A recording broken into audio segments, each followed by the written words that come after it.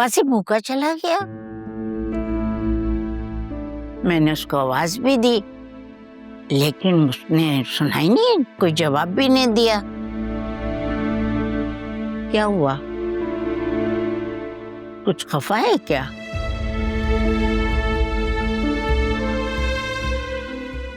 जी दादी, उनका मूड बिल्कुल ठीक है। आपको ऐसा क्यों लग रहा है कि उनका मूड खराब होगा? ऐसे ही पूछ रही थी। वैसे क्या, देखो शौहर को बगैर नाश्ते के कभी जाने नहीं देते, और तुम तो उसको पैक भी नहीं करके देती लंच। हालांकि शौहर को बहुत ख्याल रखना चाहिए। दादी वो एक्चुअली अपना लंच स्किप कर देते हैं, उन्हें आदत नहीं है लंच करने की।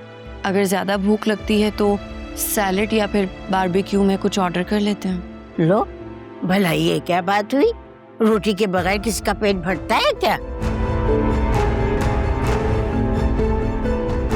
छोड़िए अम्मा, आजकल की लड़कियों को शौहर की परवाह कहाँ होती है।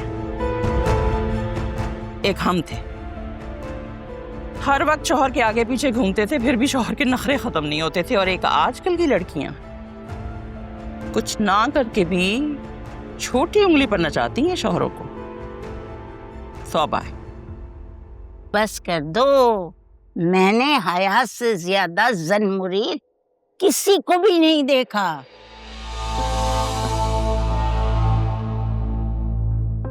अब ऐसी भी कोई बात नहीं है।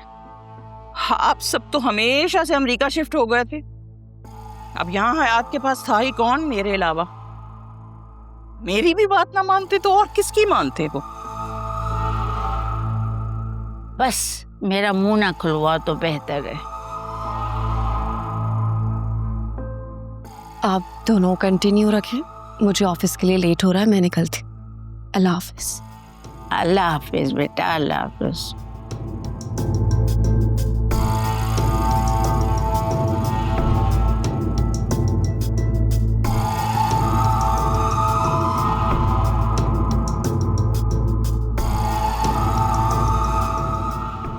तुम किन ख्यालों में खोई हुई हो? नाश्ता खत्म करो ना। और मेरी बात सुनो, जुनैरा को भी सवेरे उठने की आदत डालो। अगर वो ससुराल गई तो क्या इतनी ही देर में उठेगी? बुरी बात है ना? माँ, जब रुखसती हो जाएगी तो खुद ही आदत पड़ जाएगी उसे सुबह जागने की। आप लोग बिना से बात नहीं करके आए उन लोगों से।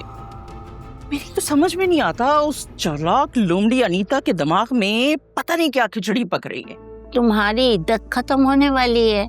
ऐसा करना, इद्दत खत्म होने के बाद तुम खुद चली जाना और उन लोगों से बात करके आ जाना। वो तो आलिया का एहसान मानो कि अनीता ने उसको कुछ जवाब नहीं दिया। तुम और मैं जाते ना तो बाहर से भगा देती। एहसान? बड़ी कोई नाशुक्री औरत हो तुम।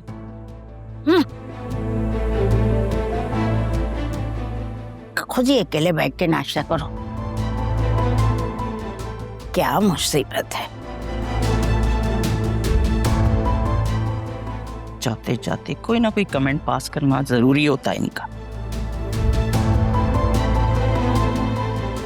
वैसे क्या तो ठीक रही है। मुझे जुनैरा के पास जाना चाहिए, उसकी भी खबर लेती हूँ। बहुत अपनी मनमानियां करने लगी है।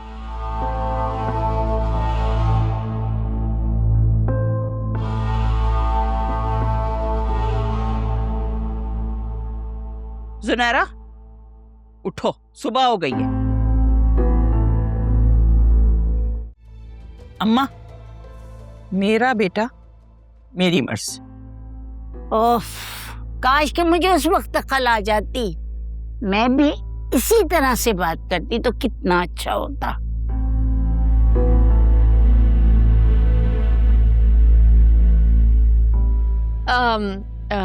अच्छा, शाम को शान की कॉल आई थी, अनीता आंटी ने मिलने के लिए बुलाया है। अरे इतनी अहम बात तुम अभी बता रही हो? अब वो टाइम अभी मिला ना।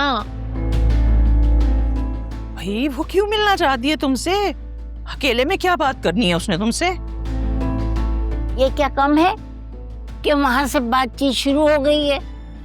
हाँ लेकिन अम्मा अनीता बहुत मक्कार औरत है। अकेले में बुला के क्या बात करनी है उसने इससे? कौन कौन से राज उगल वाले हैं वो? अब कुछ बचा है?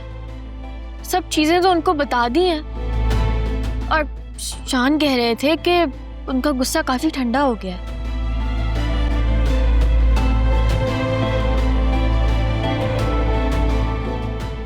इंशाल्लाह ये मामला भी जल्दी हल हो जाएगा।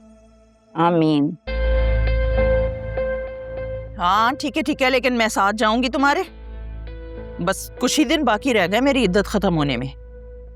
उसके बाद का प्लान बनाना। कोई जरूरत नहीं है, तुम जाओगी मामला फिर खराब हो जाएगा, समझी तुम?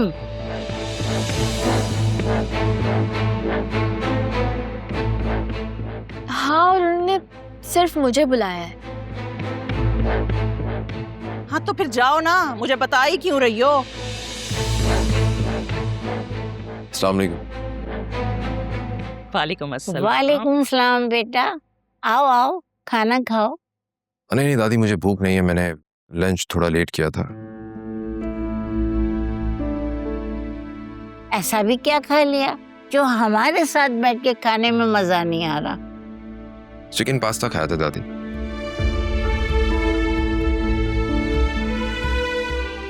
चलो भाई, तुमने एक खा लिया है तो जाओ फिर आराम करो।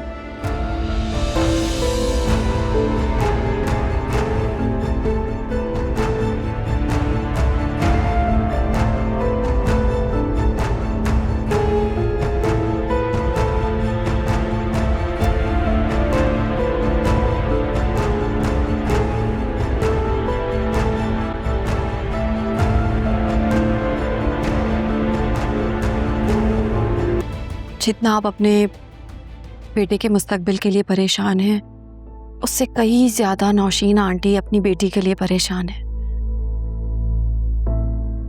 लड़के की गलती तो सोसाइटी माफ कर देती है, लेकिन क्या लड़की से गलती नहीं हो सकती?